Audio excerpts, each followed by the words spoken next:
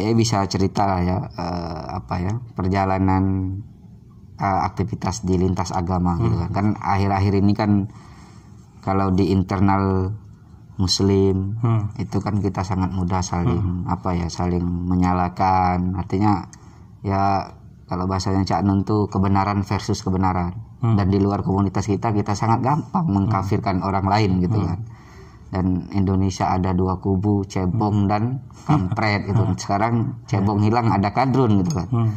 Padahal dua kata ini kan bagiku sangat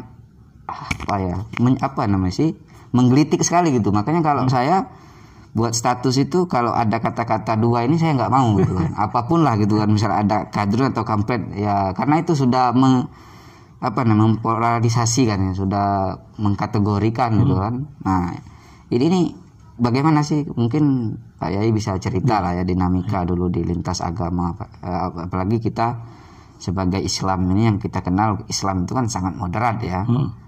Tapi kan kadang ada kelompok-kelompok tertentu atau ulama atau ustadz tertentu kadang menyampaikannya itu agak menakutkan gitu kan. Bahkan kalau kata Gus Mus itu kan untuk nahi mungkar itu ya dengan ma'ruf gitu kan, bukan nahi mungkar dengan mungkar gitu kan. Nah itu bisa cerita mungkin Pak. Jadi kalau bisa dicek tadi ada kontinuitas, kesinambungan, ada chain, ada perubahan, atau bahasa fikihnya itu kan al-muhafadzah ala qatimis sholih gitu kan. Nah, kebaikan-kebaikan lama itu dijaga, dirawat, terus berkesinambungan. Ini kan berkesinambungan, continuity.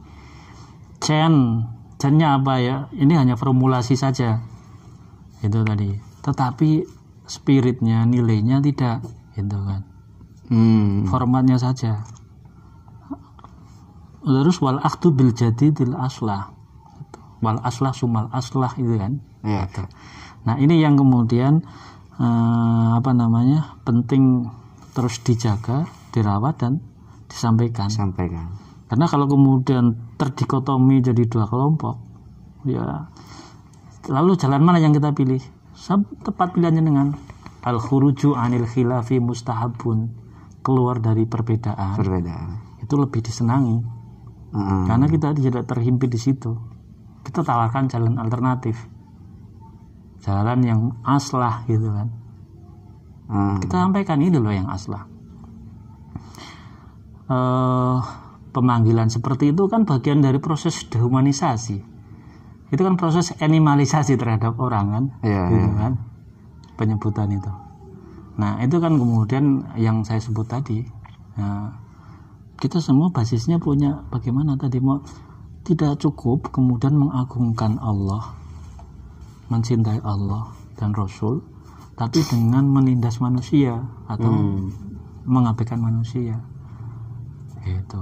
Karena faktanya banyak, fakta secara tekstual, fakta secara sosial. Fakta secara sosial misalnya, kalau kepercayaan agama si A ataupun sesembahan si A kita caci maki, dia marah kan? Iya, betul. Kalau orang marah membalas ke kita, gimana? Bisa lebih dahsyat. Betul. Atau kita panggil dia buruk, bisa membalas. Nah, proses seperti itu kan tadi karena sudah menindas manusia, niatnya padahal mau memuliakan Allah kan, mengagungkan Rasul, menghormati Rasul, tapi tidak boleh dengan cara seperti itu. Dengan cara yang tadi menghina, menghina, menjatuhkan yang lain. Kalau kita beda ataupun tidak sepakat, nah kita tidak usah kemudian bersifat konfrontatif tadi.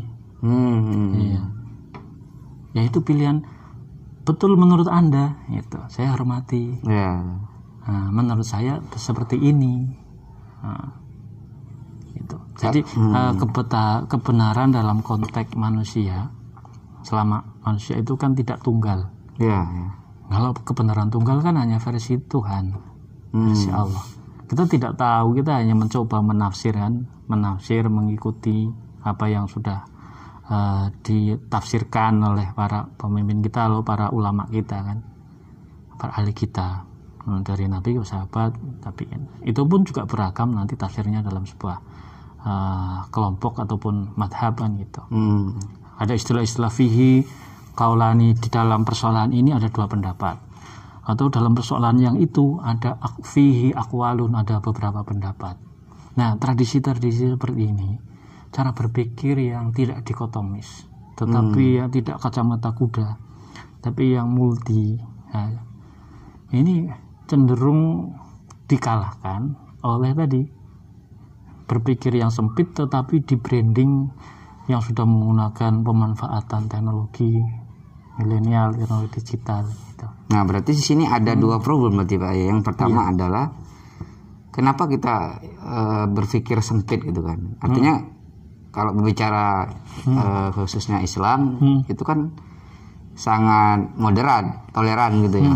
Nggak ada misalkan era Rasul kan sering kali memberikan tauladan atau contoh kan bagaimana dia menghormati agama lain gitu kan. Tapi persoalannya kan kita pada kondisi orang katakanlah masyarakat sangat gampang. Saya sering misalkan di media sosial, makanya hampir saya 1 tahun nggak aktif media sosial. Ya pada akhirnya saya juga bagian dari pilihan yang tidak tepat sebenarnya, karena kita sampai kepada silent majority itu tadi kan. Orang yang mayoritas diam karena ketika dia ingin menyampaikan sesuatu dia takut dihakimi oleh orang-orang yang berpikiran sempit yang gampang menyalahkan online. Nah, yang pertama problemnya adalah kenapa mereka kondisi kita seperti ini? Apa sih kira-kira pendidikan kita kah? Atau peran ulama yang kurang menyampaikan bagaimana Islam itu ya sangat moderat? Atau referensi kita yang kata Anda buku-buku tentang Islam moderat itu kurang? Nah, persoalan yang kedua adalah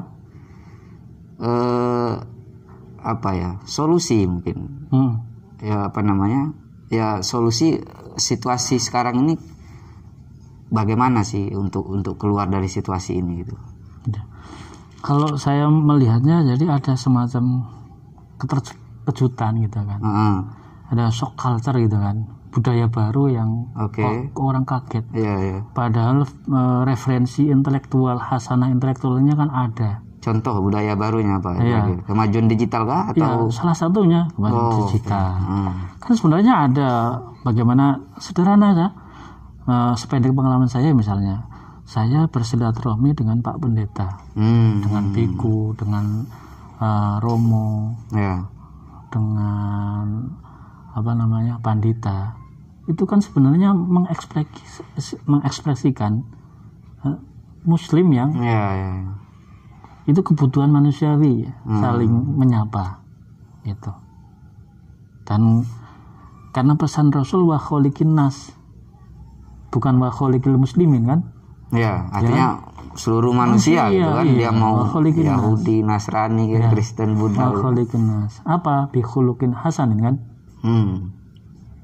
Apa hadisnya yang keliru? Kan enggak, hadisnya memang seperti itu kan. Wa kholiqin nas, ittaqillah, tsumma kunta wa kholiqin nas bi khuluqin hasanin. Nah, di situ orang kemudian kaget begitu ada budaya baru, ada teknologi baru, dia fokus kepada dirinya, pada kelompoknya, membangun komunitas berbasis kelompok, internet ya, fokus grup ya kan ada.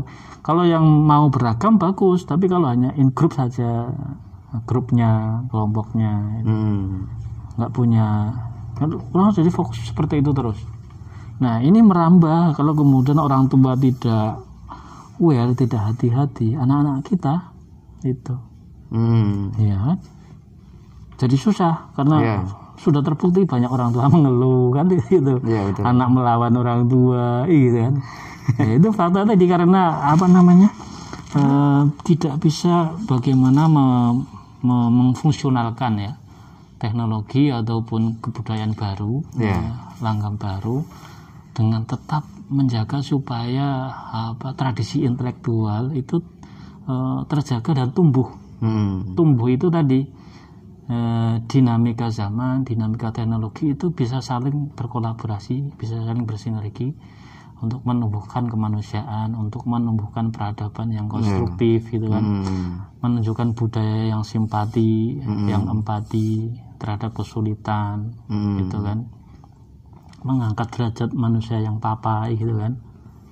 Jadi tetap kembalinya memuliakan Allah. Nah, Jadi dua-duanya jalan. Bahasa ininya kan hablum minallah hablum minannas. Nah, hablum minallah kan mengagungkan Allah. Tapi kalau kita hanya takbir memuji Allah, mentasbihkan Allah, tapi kok dengan cara menginjak yang lain, meminggirkan yang lain, membuang yang lain, ini sama dengan sebenarnya menginjak yang atas. Oh iya, berarti bisa dikatakan tidak cukup. Pemahaman keyakinan mereka yang ya ada tali temali tadi. Kurang apa ya, meresapi atau bacaan atau ada referensi terjadi gitu pendangkalan, terdistorsi ya, distorsi. Nah, terdistorsi jadi antara iman, Islam dan ihsan. Ya. Nah, orang kan fokusnya pada Islam. Ya. Iman. Nah, ihsan ini enggak. Ihsan itu kan dua. Ihsan kan berbuat baik ya. Ya. Berbuat baik itu kepada Allah seolah-olah Allah ada di depan kita. Kalau nggak bisa ya yakinlah Allah melihat kita. Nah, ihsan yang lain adalah berbuat kepada manusia dan lingkungan. Itu. Karena wallahu yuhibbul muhsinin kan. Allah mencintai orang-orang yang berbuat baik. Nah, konsep ihsan tadi 3 itu. Nah, sekarang yang banyak didiskursuskan lebih pada diskursus iman. Ya. Iman nanti lu kafir, lu bid'ahan gitu. Lu musyrik. Nah, Islam. Nah, kamu ini munafik. Kamu banyak ninggalin ini. Nah, yang tadi ihsan tidak, kurang disentuh. Oke. Nah, konsep ihsan itu sebenarnya tadi memadukan. Jadi ihsan itu ya sama Allah ya, sama manusia juga. Oke. Berarti solusinya apa kira-kira ya, kita tadi, untuk lari dalam situasi ini? Ya? Memang formulasi atau media pendidikan yaitu pemanfaatan media atau perkembangan teknologi digital, revolusi ini 4.0 ataupun ini dimanfaatkan dalam tidak hanya oleh para pebisnis, ekonom, pemerintahan, politisi, tetapi juga kelompok agama ini memanfaatkan. Terutama yang betul-betul memiliki pemahaman Islam yang rahmatan lil alamin itu ya. Iya. Itu kalau mereka tidak punya saluran dalam hal ini katakanlah digital ya, media sosial, YouTube gitu kan. Mereka kan artinya tidak terbatas orang akan mendengarkan itu kan, ide-ide cemerlang itu gitu. Iya. Dan sekarang mau cari rujukan yang destruktif. Ya. Yang mengutamakan kerusakan. Kan banyak. Cari apa aja ada. Dan itu yang laku kan.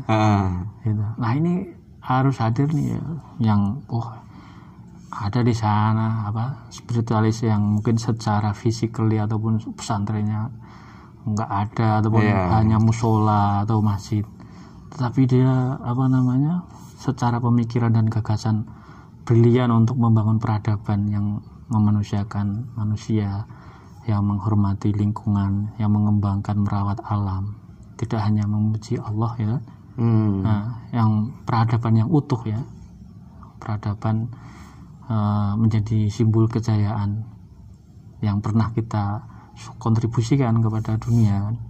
Nah, itu tentu dirawat, dikoneksikan. Ambil aja.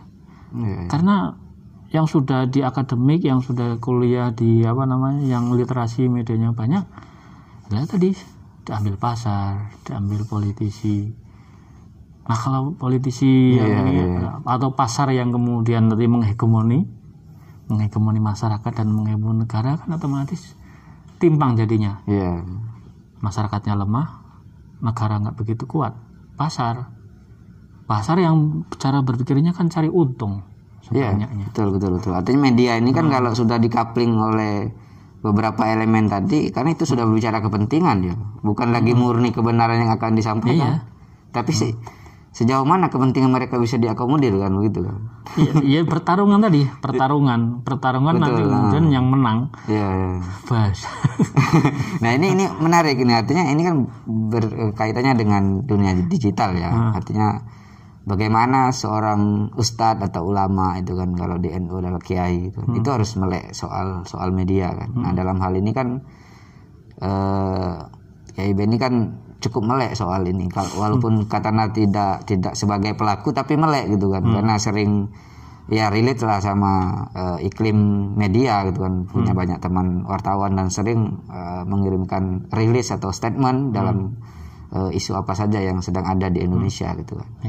Itu coba bisa cerita sih, kenapa sih kita harus melek, apalagi kita seorang tokoh katanya yang punya pengetahuan ya, kalau bahasanya Gus Baha itu bila perlu kita taruh itu brand kita itu, kayak misalnya kalau misalkan tanya seorang dokter itu kan berani pasang plang menerima misalkan konsultasi sakit gigi, atau orang ahli hukum menerima konsultasi hukum. Kenapa kita enggak seorang kiai itu menerima misalkan, atau saya ahli fikih, artinya perlu disiarkan gitu kan kemampuan seorang ulama itu kan. Nah mungkin bisa cerita Pak. Ya, dengan melihat perkembangannya, kemudian tantangannya tadi, jadi karena saya merasa tidak punya kemampuan, terbatas artinya ya. Tapi saya sedikit dibekali sebagai santri, dibekali oleh kiai. Nah, lagi-lagi ini bekalnya di pesantren ya. Ya, di pesantren. Lalu melihat tantangan itu, challenge, udah kita berkomunikasi, bersilaturahmi terus. Oh ternyata menjadi wacana yang ternyata direspon oleh pasar, oleh media yang memang publik ternyata ini juga dibutuhkan. Gitu. Indikasinya atau indikatornya kan sederhana, diterima oleh media, gitu kan. Karena media sebenarnya kan ada cover both side sebenarnya, dua sisi. Tapi kadang-kadang kan orang yang tidak punya kompetensi atau jaringan ke sana tidak sempat memanfaatkan itu. Nah, karena saya menyadari keterbatasan saya tahu kelebihan dia, kelebihan jenengan, kelebihan ini, udah. Kenapa saya nggak belajar sama beliau atau mengambil manfaat dari beliau, dari panjenengan? Ya caranya sederhana tadi. Soal nanti tulisan saya tidak naik atau ini mungkin ada tidak update atau ini kan, tapi sependek yang saya lakukan selalu ada. Itu artinya apa yang kemudian menjadi dinamika, memang butuh sapaan oleh kiai, oleh ulama, ustadz itu. Ya betul. Tetapi tadi ada public value yang kesepakatan norma-norma bersama gitu. Ya kalau pengamatan saya di lapangan kan Pak ya karena saya kan katakan lama di media ya, hobi aja gitu kan, bukan sebagai profesional gitu kan, tapi hobi ya, sering mengamati kan. Kadang saya tuh greget gitu loh, kenapa yang viral itu yang konten-konten receh gitu loh. Ataupun kalau misalkan ada pesan agamanya agak ke pemikiran ekstrim gitu kan, radikal yang sering viral, kenapa enggak yang moderat, yang rahmatan lil alamin gitu kan. Makanya aku tuh kadang greget gitu loh. Padahal kalau bicara basis kekuatan kita warga Nadien, kalau hasil survei LSI kan katanya hampir 50% kan? Kenapa kita enggak ya, kalau dalam dunia online memang NU online sudah menjadi online nomor 1 di Indonesia ya, untuk media berbasis Islam loh ya. Nah sekarang ini kita lagi ngejar dalam dunia medsosnya ya, termasuk YouTube itu kan. Nah bisa Pak Yai kan hari ini kan sebagai yang punya peran lah di katakanlah PWNU DIY kan, sebagai surya kan. Kira-kira merespon situasi ini apa sih yang perlu dikeluarkan kebijakan lah gitu, biar tersistematis gitu loh. Ya kalau saya boleh menyampaikan kepada teman-teman saya, para ulama ya, para kiai ya, tadi anak-anak muda ini kan banyak sudah di kampus, betul. Yang punya kapasitas intelektual, ya tidak salah kemudian mengambil mereka ataupun mengambil, ya kita sampaikan gitu. Kalau dia kader muda mungkin mau datang tidak tahu ataupun sungkan, ya kitalah yang datang. Itu kita datang sapa, kita minta, kita tunjukkan itu loh Pak Kiai Anu dinaikin, dia pandangannya penting, peran keagamannya penting, dibutuhkan masyarakat, dibutuhkan bangsa, dibutuhkan situasi hari ini, daripada tadi. Jadi greget yang Anda miliki ataupun greget yang dimiliki oleh kalangan muda Nahdliyin melihat persoalan, ya kalau yang punya greget mending dia sudah punya modal kan. Nah kalau yang nggak punya pembacaan sih, wah udah terserah Pak Kiai cuma di pesantren kan, udah di madrasah itu kan, di masjid, ya akhirnya ada disconnected, disconnected antara dunia pesantren, antara dunia intelektual yang di kampus ataupun yang di madrasah. Ya kita kan basisnya madrasah pesantren ya. Ini ada diskoneksi dengan fakta perkembangan zaman, kemudian dinamika sosial itu tadi. Itu. Kalau dulu asumsinya saya sependek yang saya tahu di sejarah itu ya ada tidak sungkan para ulama, guru-guru kita itu, kiai kita itu ya tadi datang ke masyarakat, bergulat dengan dinamika sosial tadi. Ya alatnya waktu itu memang masih sederhana kan, teknologi komunikasinya masih sederhana, itu konvensional ya. Hari ini kan sudah ada teknologi digital, nah itu. Dan itu perlu direproduksi konten-konten yang sudah dimiliki dengan formulasi baru atau dengan menyesuaikan medianya itu. Nah, di dalam konteks DIY ini kalau berbicara intoleransi, Pak Benny kan lama juga di dalam dunia itu kan, dulu di forum LSM. Di forum LSM itu kan dulu ada beberapa organ, termasuk ada AJI Damai, ada sesi Jogja Damai untuk Indonesia. Kan 5 tahun terakhir kalau dari survei Setara Institute itu kan kita meningkat. Bahkan di 2019 itu kan 6 besar itu kan, 36 kasus kayaknya 5 tahun terakhir. Padahal Islam tuh nggak kayak gitu loh. Sampai misalkan IMB dicabut, itu kan pengusirkan satu peribadatan gitu. Nah, itu gimana? Ya, Pak Kiai. Satu apa yang disampaikan itu kan bagian dari respon juga kan. Ini ada sudah yang menilai ya, mengukur apa yang terjadi. Nah, kenapa ini terjadi? Apa yang perlu kita lakukan? Ya, sebagai bagian yang lama atau yang sedikit pengalaman saya, ya ini hari ini tetap terjaga. Tidak berubah sebenarnya, tidak berubah karena tadi ada kontinuitas. Jadi orang kan sekarang kesulitan dalam perekonomian kan, stagnan kan, bahkan terjadi penurunan semua negara lah, tidak hanya itu Indonesia tapi semua negara. Tapi kita bersyukur karena dalam situasi yang seperti ini pun ternyata tadi konektivitas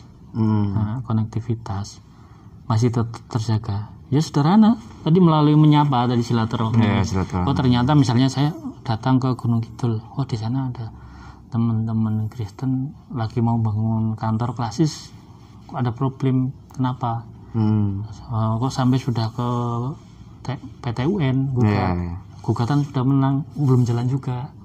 Disapa dan hanya menyapa silaturahmi, mereka sudah ada terasa ada peluang gitu, ada keyakinan. Artinya hanya strategi saja yang mungkin sedikit berbeda tadi, macam Ramo, sehingga kayak tidak jadi gaduh kayak gitu kan.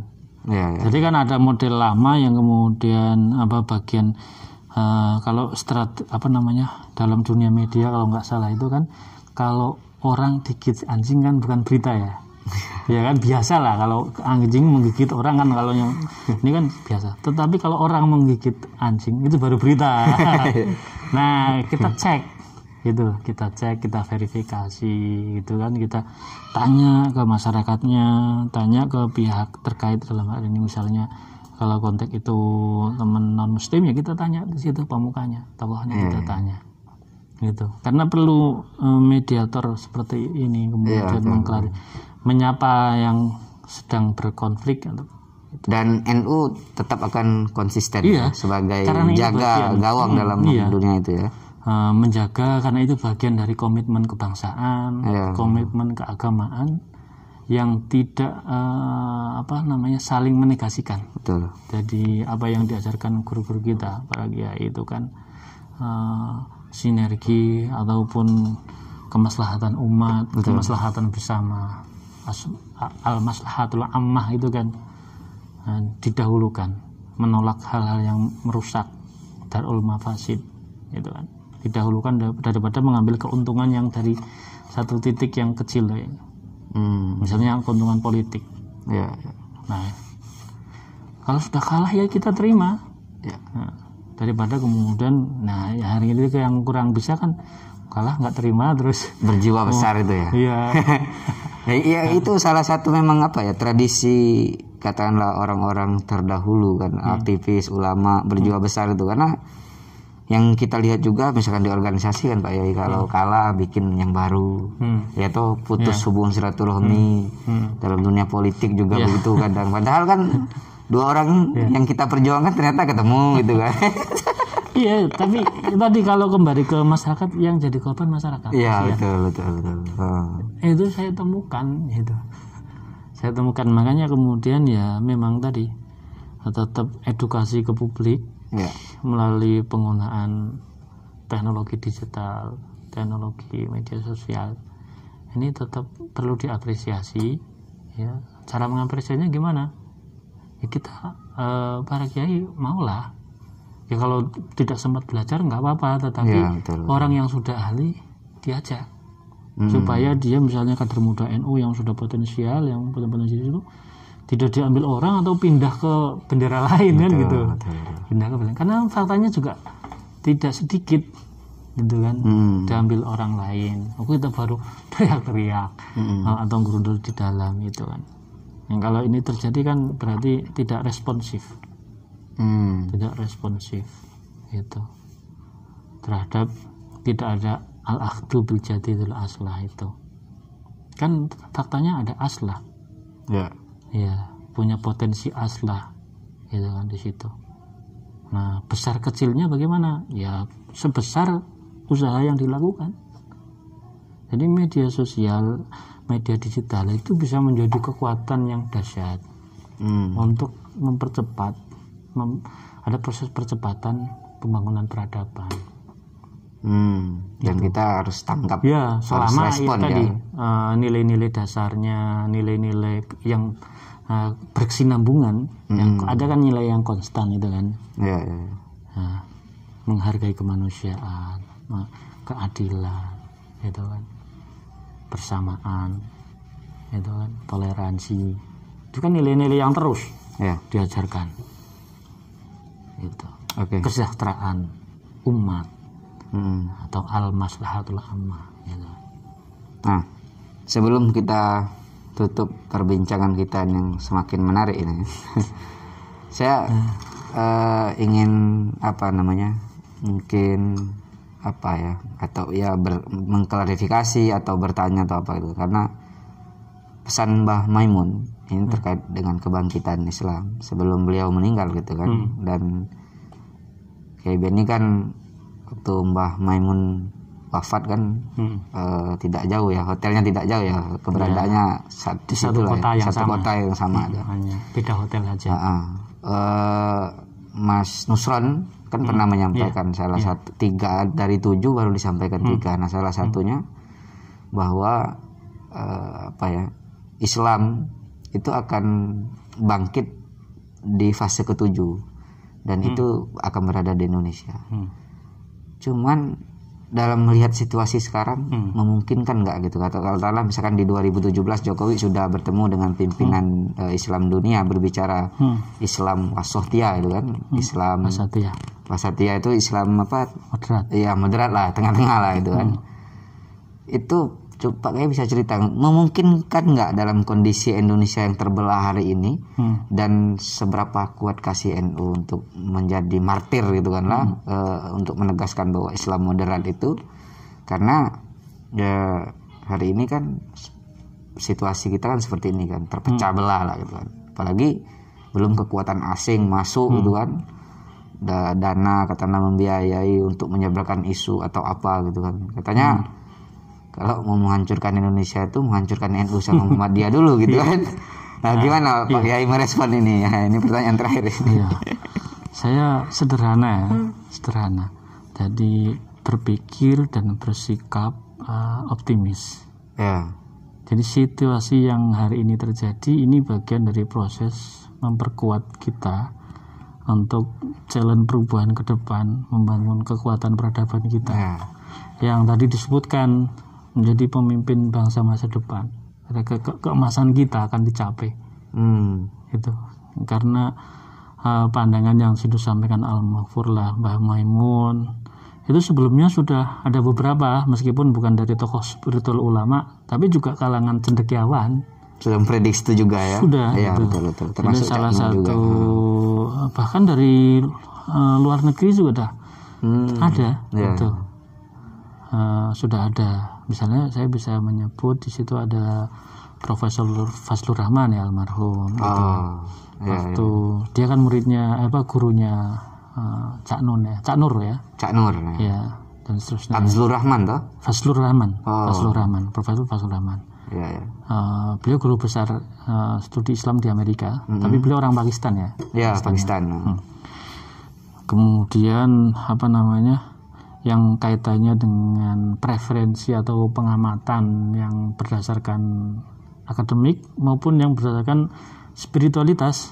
Ya. Jadi ulama sudah memperkirakan gitu kan. Jadi kenapa?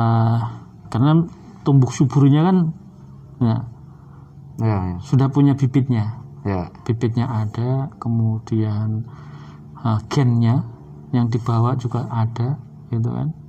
Lalu iklim yang sekarang terjadi itu hanya untuk menjadi pupuk saja. Nah, supaya ini jadi pupuk, kan kalau pupuk memperkuat. Ya. Tapi kalau jadi racun, nah racunnya kita ganti. Kita kita dislokasi atau kita pinggirkan. Kita perkuat di fungsi pupuknya itu. Nah, caranya tadi cara berpikir yang positif, sikap yang positif itu kan. Supaya tidak terjebak dalam persoalan, tetapi fokus kepada orientasi. Orientasinya apa sih? Kan visinya apa sih? Gitu. Jadi dinamika hari ini hanya tadi ada memang kerikil yang lagi ada di depan lah gitu. Jadi fokusnya kepada orientasi. Makanya pentingnya selalu disampaikan reorientasi kader-kader muda, reorientasi organisasi, supaya visi-visi bersama kebangsaan, visi bersama kejayaan kita sebagai umat itu sebagai bangsa tetap terjaga. Dan ini diramu tadi dengan tradisi-tradisi intelektual, tradisi-tradisi silaturahmi, yang tradisi-tradisi budaya yang tadi ngewongke wong, memanusiakan manusia, yang menjalin hubungan antar berbagai kelompok dengan keragaman, menghargai perbedaan suku, agama, ras dan seterusnya itu. Berarti optimis ini ya? Iya, ya karena melting pot. Pertemuan berbagai keragaman kekayaan lalu diramu menjadi cita-cita bersama. Saya jadi optimisnya di situ, sederhana. Sikapnya berpikir positif.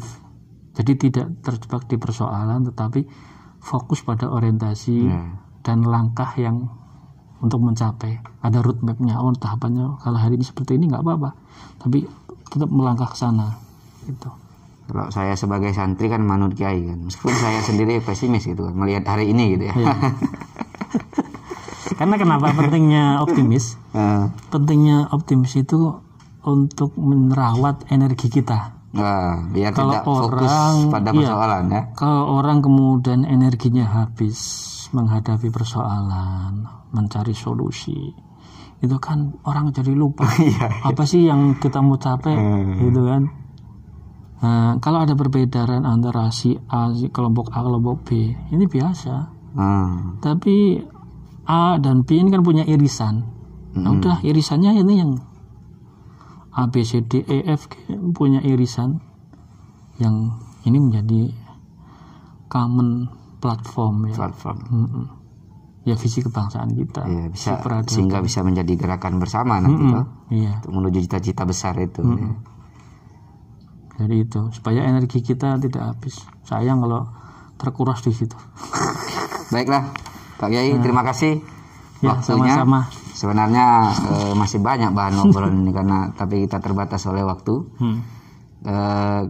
Ya mungkin di lain waktu kita bisa melanjutkan perbincangan lagi kan, update isu-isu terbaru kan.